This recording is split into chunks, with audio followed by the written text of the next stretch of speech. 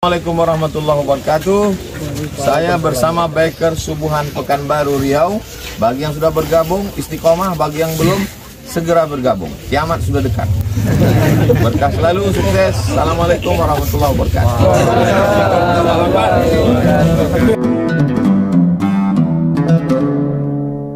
Terkhusus tamu kita yang istimewa pada subuh hari ini.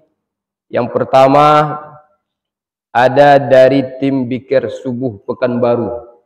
Jauh-jauh dari Pekanbaru, jam 3 sudah mengumpul di Rimbo Panjang sampai di alhamdulillah sampai menjelang subuh sudah sampai di masjid kita.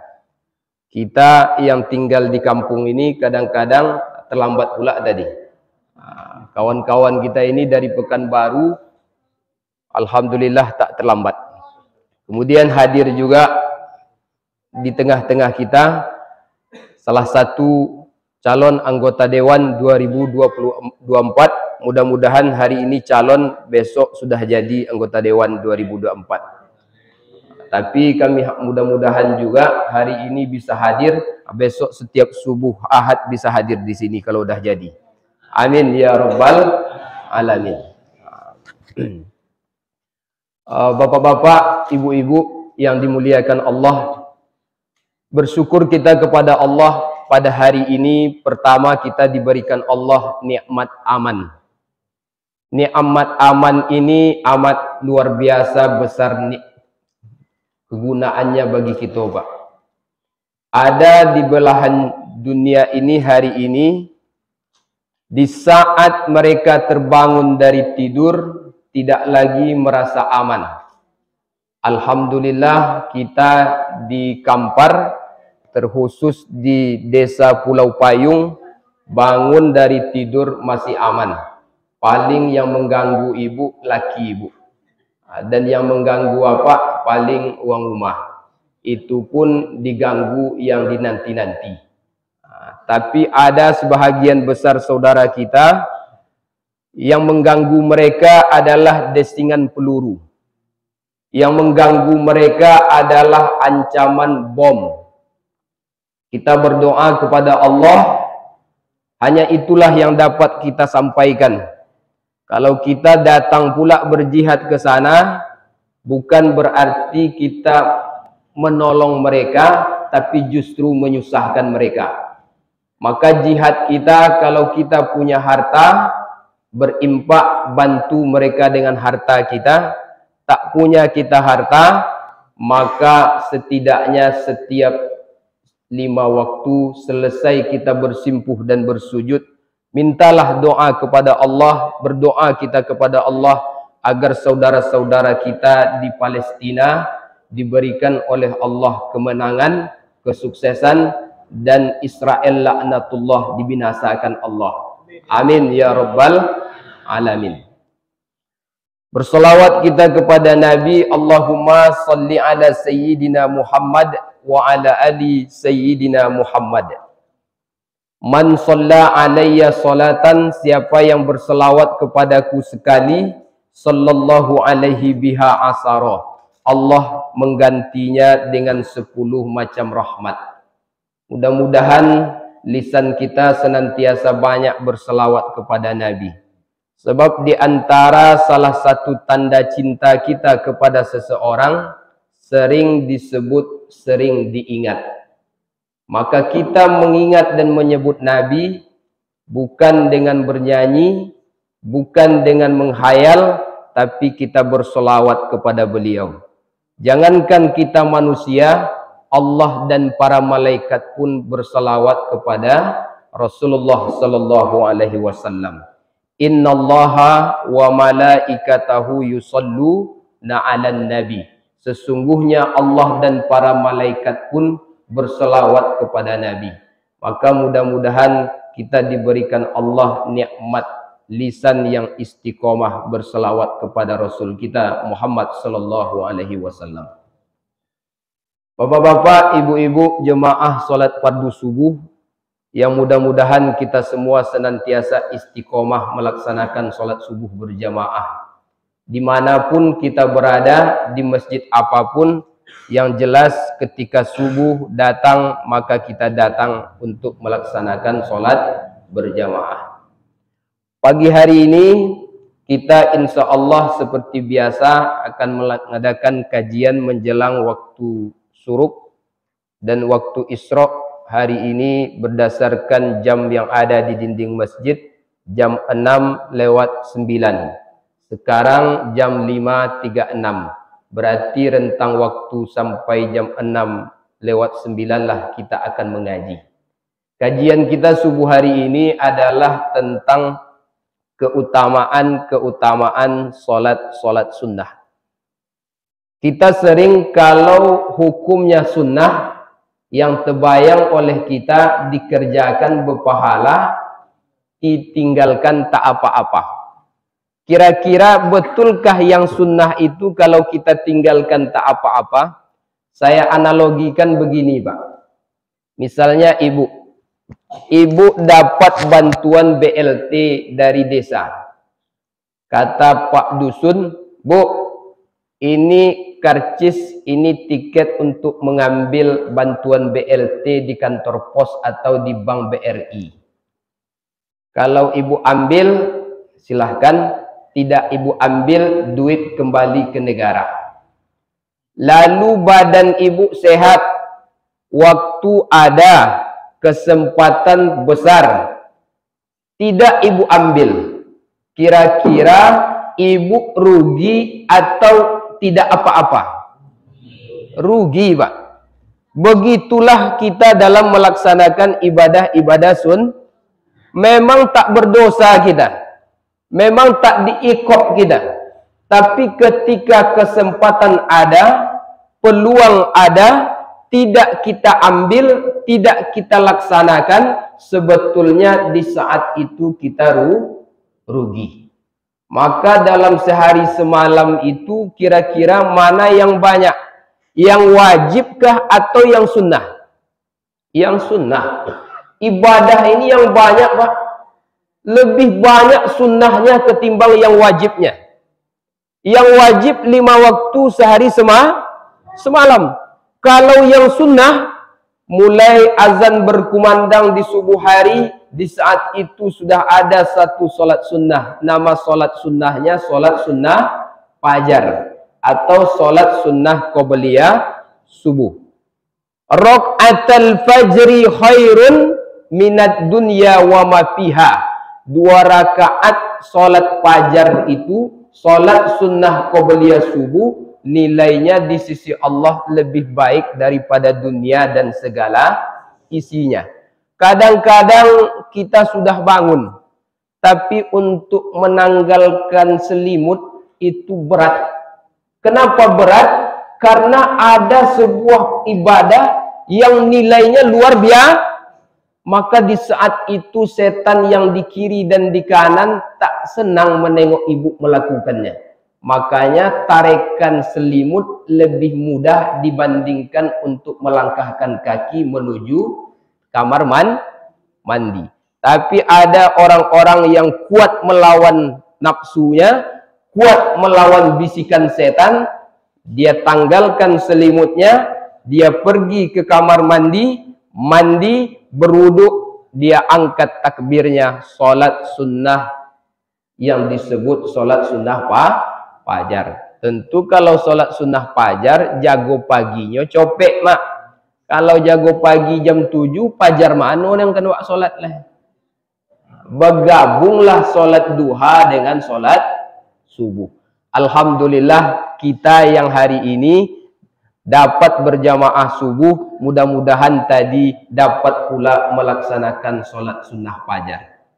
Selepas solat subuh, ada lagi solat sunnahnya, tapi bukan solat sunnah ba'diyah subuh. Dengan syarat, man sholat subha fi jama'atin, siapa yang solat subuh berjamaah, summa yazkurullah, kemudian dia duduk berzikir kepada Allah, termasuklah kita dalam majelis ini disebut majelis zikir. Tapi sambil berzikir dalam majelis ilmu ini, boleh kita makan kue yang ada di hadapan kita, Pak. Jangan nanti gara-gara disebut sambil berzikir, Air yang ada tak diminum, gorengan yang ada tak dimakan. Ceramah Ustadz cukup didengarkan akan habis, Pak. Tapi kalau gorengan itu tak Bapak makan, habis pun ceramah Ustadz, gorengan itu tak akan berubah dia. Nah, makanya kawan-kawan, sahabat-sahabat Zikir Subuh, nikmatilah gorengan Pulau Jambu ini, Pulau Payung ini. Nah, ini gorengan Pulau Payung ini tak ada di Pekanbaru nih, Pak. Adanya hanya di sini. Dan istimewa ini. Biasanya kalau udah makan gorengan ini pengen balik lagi ke sini ini. Nah, ya kan Pak Ketua? Nah, itu baru gorengan, belum sempat yang lain. Mudah-mudahan dapat kembali bersama-sama dengan kita Zikir Subuhan Pekanbaru ini. Semangat pula kita kan? Biar semangat pula anak-anak muda kita. Ini kan yang rata-rata yang hadir subuh ini saya tengok memang anak-anak muda juga, 17 tahun sampai 25 tahun yang hadir nih. Yang tua-tua tak ada yang datang. Mudah-mudahan dengan datangnya pikiran subuh ini menjadi motivasi. Kemudian bapak-bapak, kawan-kawan yang barangkali ada grup WA, ketika mereka datang di-share. Tujuan share itu bukan sombong, bukan share itu bukan pamer, tapi kita bahagian daripada dakwah mengajak orang. Coba tengok, jauh-jauh dia dari Pekanbaru datang dia subuh. Kau 2 meter di rumah kau dari masjid tak juga datang subuh. Nanti di akhirat kayak mana kau mempertanggungjawaban di sisi Allah? Di sisi Allah. Tengok gagah-gagah bapak-bapak, abang-abang kita yang dari Zikir Subuh ini kan, datang dia ke masjid. Awak tak gagah tak juga datang ke masjid. Maka apa manfaat daripada solat sunnah yang kita kerjakan yang begitu banyak dalam sehari semalam? Banyak, Pak. Rawatibnya yang muakkad ada 12, belum lagi yang ghairu muakkadnya. Ada lagi setelah solat sunnah Isra, solat duha. Setelah itu nanti ada lagi solat-solat yang lain, masuk malam ada witir, ada tahajud, bahkan ada solat sunnah awabin dan lain sebagainya. Dan macam-macam solat sunnah itu Bapak Ibu saya yakin sudah tahu semuanya. Yang pagi ini kita akan bahas apa keutamaan solat sunnah itu. Yang pertama, manfaat atau fadilah solat sunnah itu berdasarkan hadis Nabi, bahwa solat sunnah itu menutupi kekurangan-kekurangan pada solat wajib.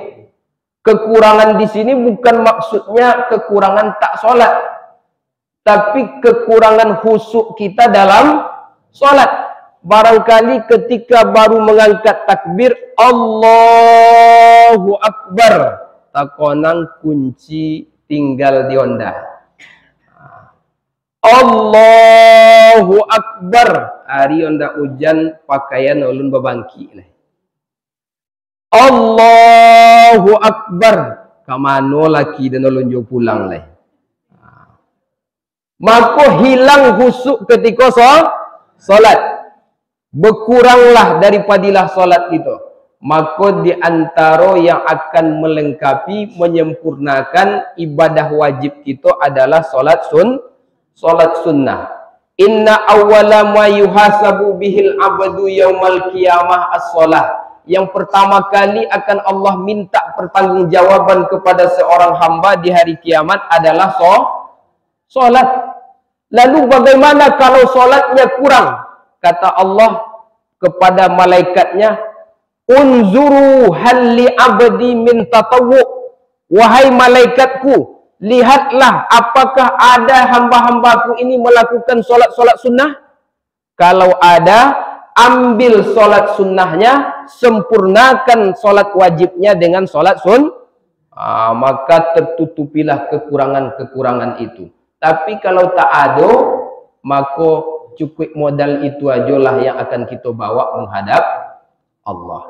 Maka yang pertama, tujuan atau manfaat daripada keutamaan solat sunnah itu adalah menutupi kekurangan dari solat wajib. Karena para ulama menyebut, Pak, masing-masing ibadah itu punya nilai untuk menutupi kekurangan yang wajib. Solat sunnah menutupi kekurangan solat wajib. Sodakoh impak yang sifatnya sunnah menutupi impak wajib kita. Mana impak wajib kita? Dua. Pertama zakat, yang kedua impak kepada keluarga kita. Nah, ini wajib tuh, makanya disebut nafkah. Nafkah suami kepada istri, nafkah suami kepada anak. Mana tahu kurang bu? Bu, kurang? Anda ini. Ikut enggak lah ibu nama jawab dah kan? Ibu aneh-aneh aja. Nampaknya kurang tuh pak. Tambahlah besok lah. Maka tujuan daripada ibadah sunnah tadi menutupi kekurangan-kekurangan yang ada pada yang wajib. Solat sunnah menutupi kekurangan solat wajib. Puasa sunnah menutupi kekurangan puasa wajib. Bukan berarti yang tak puasa, tapi menutupi kekurangan-kekurangan dalam pelaksanaan ibadah Ini yang mayoritas ulama memahami, bahwa penutupan dari ibadah yang sunnah itu dengan ibadah yang sejenis. Berarti solat dengan solat, puasa dengan puasa, sedekah dengan sedekah. Dan yang lainnya tentu banyak manfaat yang lain daripada keutamaan ibadah-ibadah sunnah ini. Yang kedua, dihapuskan dosa dan ditinggikan derajat. Rasulullah Shallallahu Alaihi Wasallam dalam sebuah hadisnya menyebutkan, alaika bikasratis sujud. Beliau berpesan kepada sahabatnya, wahai sahabatku, hendaklah kalian banyak sujud. Banyak sujud itu maksudnya apa bu? Banyak melakukan solat Jangan dipahami hadis ini secara tekstual. Kalau nanti dalam hadis ini hendaklah kalian banyak sujud, asalah apa sedikit langsung sujud, asalah apa sedikit langsung sujud nanti. Sampai di pasar pas becek-becek itu sujud pula ibu di situ. Ambo mengamalkan hadis alaika bikasratis. Maksud hadis itu perbanyak melakukan solat sunnah. Fa innaka la tasjudu lillah, karena sesungguhnya engkau tidak akan melaksanakan sujud kepada Allah illa rafa'akallahu biha darajah, melainkan setiap sujud yang engkau lakukan karena Allah akan mengangkat derajatmu.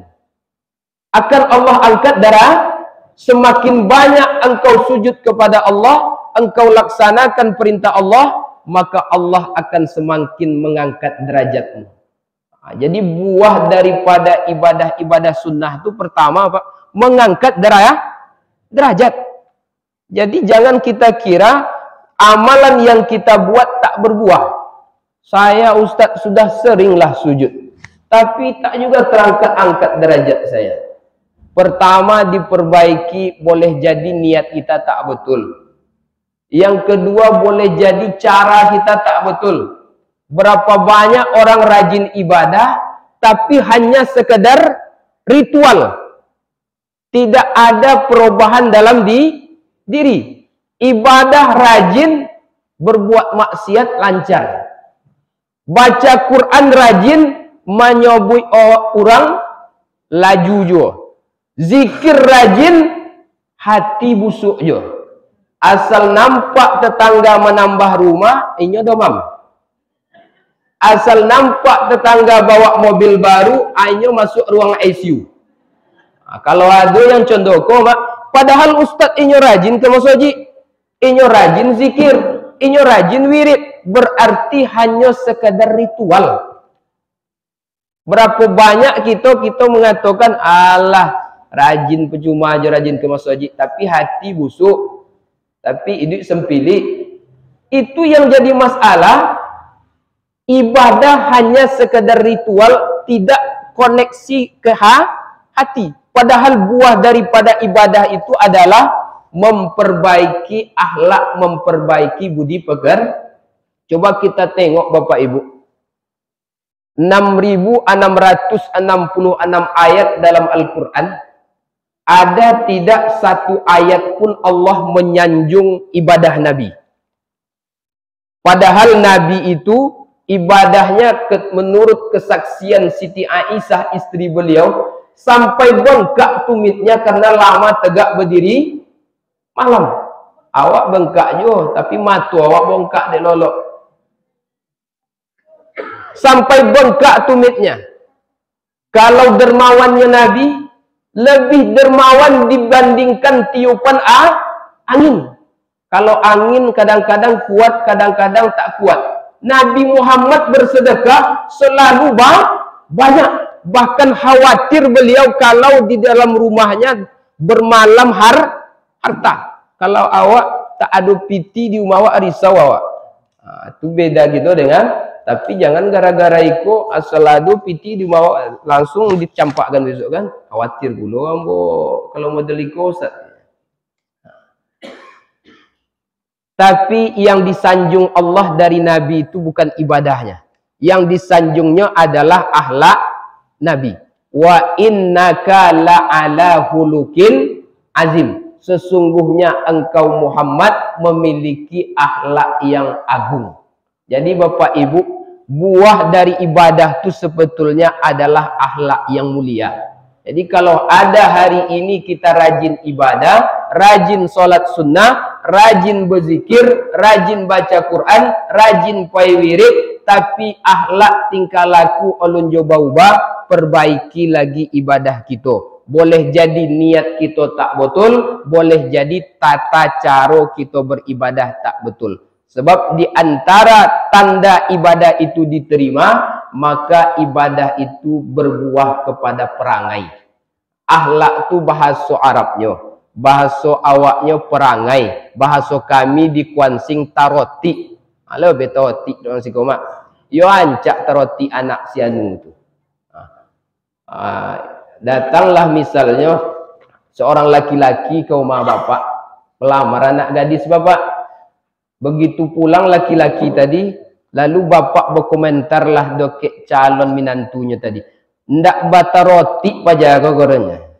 Kalau ndak bata roti pajago berarti ndak 99% tak akan diterima proposalnya tuh. Tapi kalau lain bata rotinya, maka begitu pentingnya akhlak tuh, Mak. Bukan tentang ibadahnya, bukan bacaan Qur'annya pertama yang ditengok, tapi akhlak. Dan buah daripada ibadah tadi akhlak. Dan kadang-kadang awak mengajarkan anak awak, kadang-kadang hafal Quran mantap, ikut sekolah tahfiz mantap, tapi jangan lupa mengajarkan akhlak. Jangan lupa mengajarkan budi pekerti yang elok, tarotik nan elok doke anak awak. Percuma berilmu tinggi tapi akhlak kurang aja. Lah ponek-poneknya belajar lah SD, tambah SMP, tambah SMA, tambah puluh kuliah, masih jo disobut kurang aja oleh. Padahal berapa lama dia jauhnya tu, Pak. Apa sebab akhlak tingkah laku tak berubah. Itu yang pertama. Yang kedua, yang ketiga, orang yang sering melaksanakan ibadah sunnah itu kelak di akhirat dekat dengan baginda Rasul. Ada seorang sahabat, nama sahabat itu Rabi'ah bin Ka'ab. Kata Rabi'ah ini, pada suatu hari saya pernah mengikuti Rasul. Lalu ketika malam tiba, saya ambilkan air wuduknya Rasul dan saya ambilkan pula air untuk buang hajatnya Rasul. Setelah saya ambilkan, Rasul berkata kepada saya, "Wahai Rabi'ah, mintalah apa yang engkau minta dari saya." Kalau kira-kira Pak, kita dikasih tawaran contoh itu, kalau Pak Dewan dikasih tawaran contoh itu Pak, mintalah apa yang akan Pak Dewan minta. Apa kira-kira yang akan diminta? Duduk ambo 2024. Amin. Itu amin kan?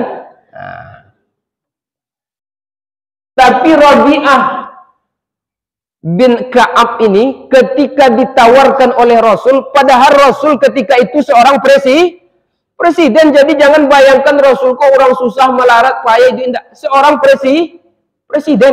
presiden yang menawarkan kepada Rabi'ah bin Ka'ab. Rabi'ah bin Ka'ab, Rabi'ah itu nama laki-laki, Mak. Jangan gara-gara itu Rabi'ah berarti Rasulullah yang menyediakan airnya produksi enggak. Takilah, wahai Rabi'ah, mintalah apa yang engkau minta yang ingin kau minta kepadaku hari ini, maka akan saya berikan. Kata Rabi'ah, saya tak minta apa-apa ya Rasul. Saya hanya minta di dunia saya selalu bersama engkau, dan di akhirat pun saya berada di sisi engkau. Itu permintaan saya. Di mana-mana selalu ingin bersama dengan Rasulullah. Maka kata Rasulullah, fa'inni ala nafsika bikasratis sujud. Maka bantu saya untuk mewujudkan keinginanmu dengan memperbanyak sujud. Maknanya, bantu saya agar engkau bisa kelak di sisiku dengan memperbanyak solat-solat maka di samping yang wajib, solat-solat sunnah. Jangan gara-gara itu yang wajib tak dikerjakan, yang sunnah aja dikerjakan. Yang wajib tak ada tawar-menawar lagi Pak. Apalagi tentang masalah solat. Tak bisa kita tegak, duduk. Tak bisa duduk, berbaring. Tak bisa berbaring, isyarat. Tak bisa isyarat dalam hati. Tak bisa dalam hati, mati. Mati pun kita disolatkan. Jadi solat tak ada tawar-menawar kecuali ibu yang berhalangan. Kalau ada bapak yang tak solat, mungkinlah pindah halangan itu ke bapak. Jadi kok ada mak baik sangko aja lah. Mungkinlah pindah halangan mak ke bapak. Jadi itu yang ketiga daripada manfaat solat-solat sunnah. Yang keempat, solat sunnah itu adalah sebaik-baik amalan sunnah. Dikumpulkan segala amalan-amalan sunnah Pak, maka yang terbaik adalah solat sunnah. Dalilnya mana Ustaz? Kini orang kalau tak berdalil tak mau beramal. Segala minta dalil. Kata Nabi, wa'lamu, ketahuilah oleh kalian, anna khairu a'malikum, sebaik-baik amalan kalian as-shalah, adalah solat.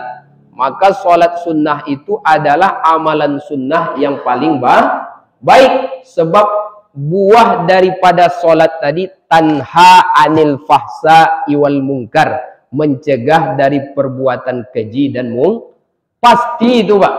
Orang yang istiqomah solat, orang yang baik solatnya, pasti tercegah dirinya dari perbuatan keji dan Kalau ada orang rajin solat tapi tak mencegah dirinya dari perbuatan keji dan mungkar, bisa dipastikan solatnya tak betul.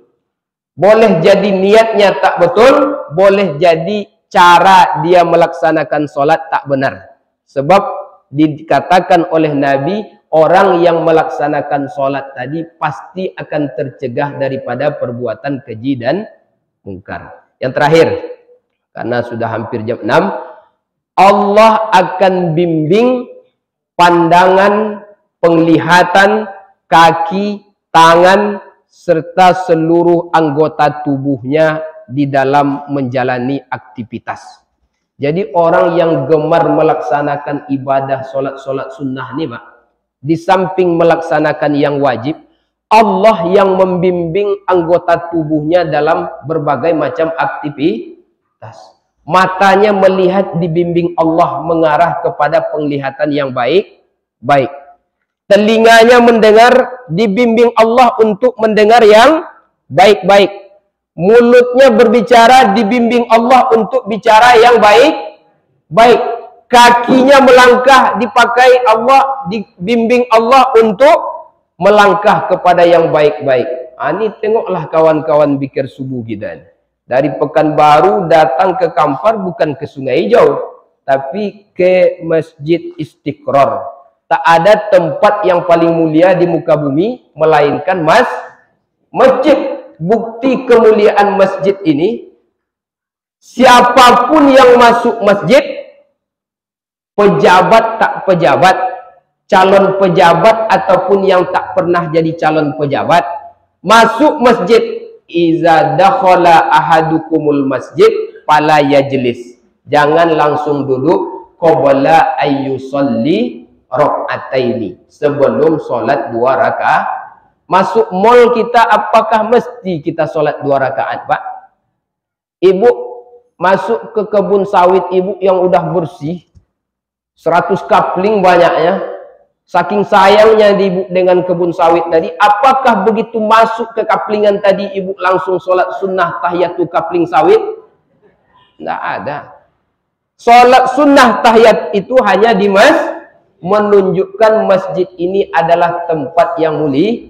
Maka orang-orang yang gemar ibadah, insya Allah dituntun Allah penglihatannya, dituntun Allah hatinya, dituntun Allah pendengarannya mendengar yang baik-baik, dituntun Allah tangannya untuk mengerjakan yang baik-baik, dituntun Allah kakinya melangkah kepada yang baik. Makanya ajari anak kau untuk sholat mulai dari usia 7 tahun kata Nabi.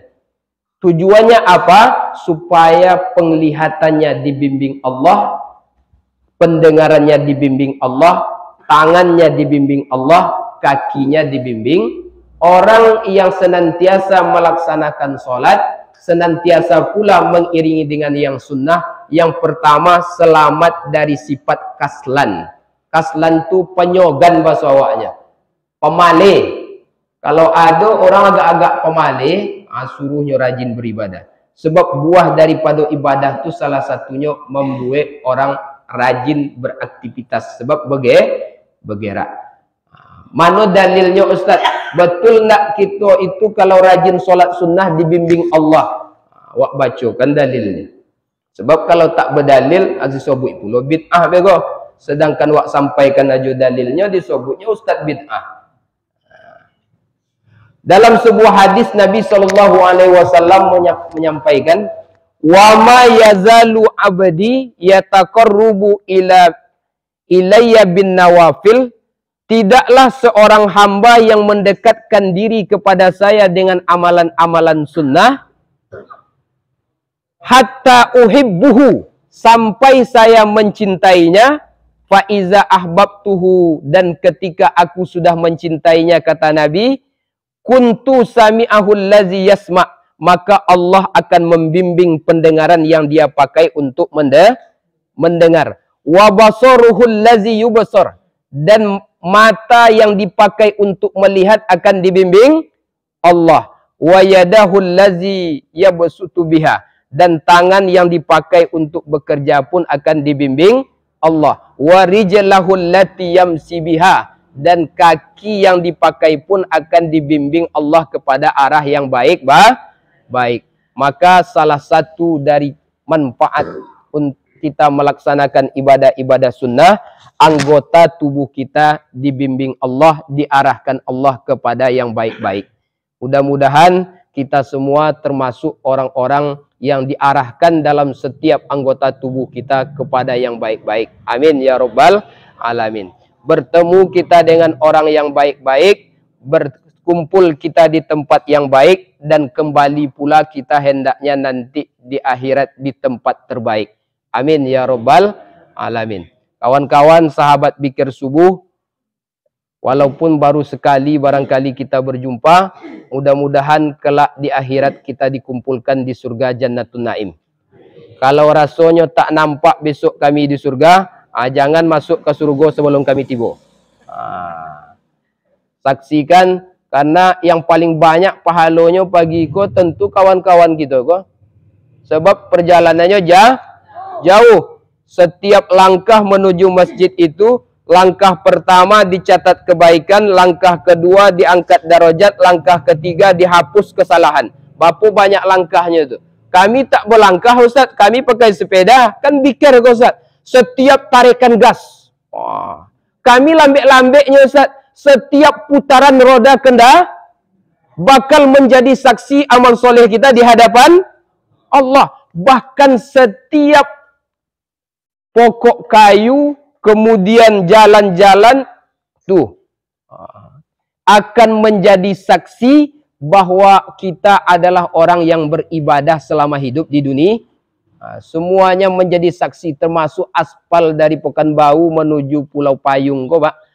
Nanti akan menjadi saksi oleh kawan-kawan Bikir Subuh bahwa kawan-kawan yang Bikir Subuh kok adalah orang-orang soleh insya Allah. Maka sesuai permintaan daripada ketua tadi, ingin mudah-mudahan diberikan nikmat istiqomah. Amin ya rabbal dan kita segalanya mudah-mudahan juga mendapatkan nikmat istiqomah. Pas pula hidup lampu langsung. Mati lampu aja risau gitu, apalagi kalau di akhirat besok tak ada lampu kuburan awak kan. Di dunia gelap masih banyak kawan awak. Kalau di alam kubur gelap tak ada kawan awak lah. Maka banyak-banyaklah bikas rotis sujud, banyak-banyak sujud. Sujud tadi akan membuat kita hidup mulia di mata Allah. Insya Allah mulia pula kita di mata manusia. Barangkali iko yang dapat ambo sampaikan.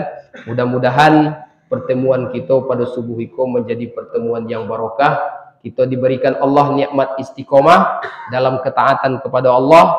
Mudah-mudahan semakin banyak kita basuh orang, semakin banyak pula silaturahim kita. Salah satu keluarga besar kita yang hadir pada pagi subuh ini adalah BS. BS tu Bikir Subuh. Nampak mereknya di situ kan?